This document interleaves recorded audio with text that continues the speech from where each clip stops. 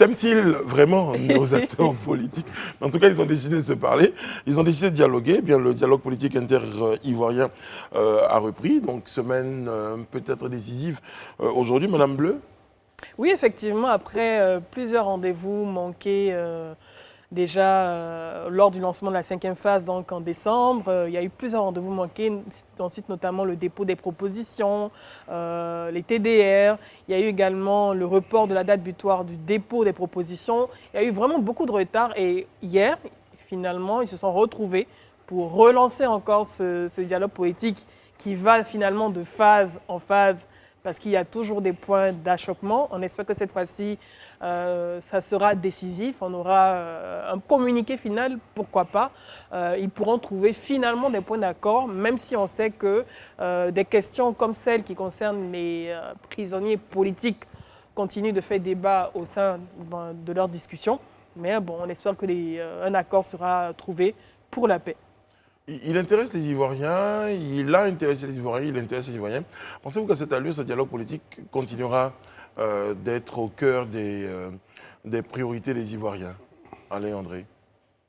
Oui, je pense que les Ivoiriens y croient, parce que de toute façon, les Ivoiriens... Pas tous. Non, je pas pense. tous. Enfin, Chéric Ballet, en premier, n'y croit pas. Parce qu'elle n'est pas évidente. Non, pas forcément pour ça. Pas forcément pour ça. Il n'y a pas d'unanimisme, donc voilà, dans les choses, il y a forcément des gens qui sont contre. Et moi-même aussi, parce que vous m'avez posé la question de savoir si les Ivoiriens y croyaient. Je pense que majoritairement, ils y croient, parce que les Ivoiriens ont toujours peur de ce qui sort des conclaves des hommes politiques, parce qu'ils ont peur. On voit bien comment ils se comportent durant les périodes électorales. Ils ont peur, ils veulent que les hommes politiques leur annoncent de bonnes choses, tout le monde va être tranquille, aller voter ou pas, selon son désir. Mais enfin, même si j'encourage que tout le monde aille voter. Et donc, je pense que les Ivoiriens attendent beaucoup de ce moment-là. Et pour preuve, je n'ai pas entendu beaucoup de désaveux de la part de nos concitoyens.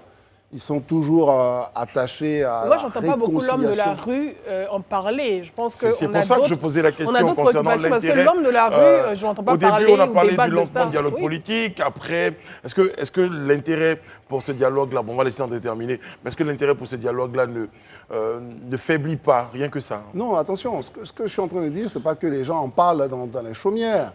Ce que je dis, c'est que les gens ont de fortes attentes.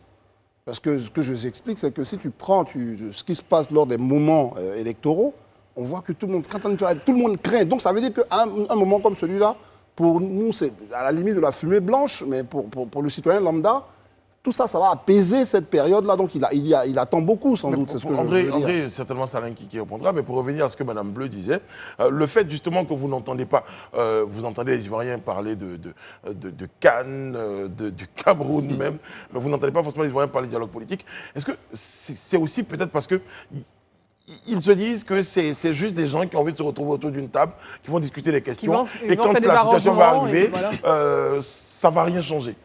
Oui, je pense en fait qu'ils sont un peu blasés. On a parlé de 5e round du dialogue politique avec beaucoup de rendez-vous manqués. Beaucoup de rendez-vous manqués, des vrais faux départs, et puis toujours les mêmes sujets qui reviennent.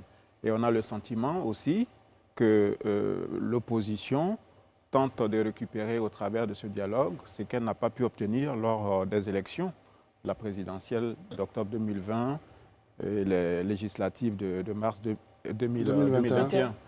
Voilà. Maintenant, c'est la sincérité des acteurs, parce que déjà hier, à la reprise du dialogue, il semble qu'il y a eu quelques points sur lesquels il y avait de profonds désaccords. D'abord sur le statut du régime du président Gbagbo entre novembre ou décembre 2010 et avril, date de son arrestation par l'armée française, et l'ordonnance qui a été signée par le président Ouattara, qui annule tous les actes qui ont été posés. Ce qui remet non seulement en cause d'abord la légalité du régime Gbagbo durant cette période, mais aussi les droits, notamment des responsables politiques, qui ont pu être membres du gouvernement. Donc ce sont quand même des questions de fond. Il semble qu'ils ont décidé d'aborder cette question dans un autre cadre, donc ce qui veut dire qu'il y a quand même des désaccords. Voilà. Et sincèrement, je ne sais pas si cela donnera quelque chose qui va changer fondamentalement la vie des Ivoiriens. Je pense que le point central, c'est à mon sens, l'organisation des élections.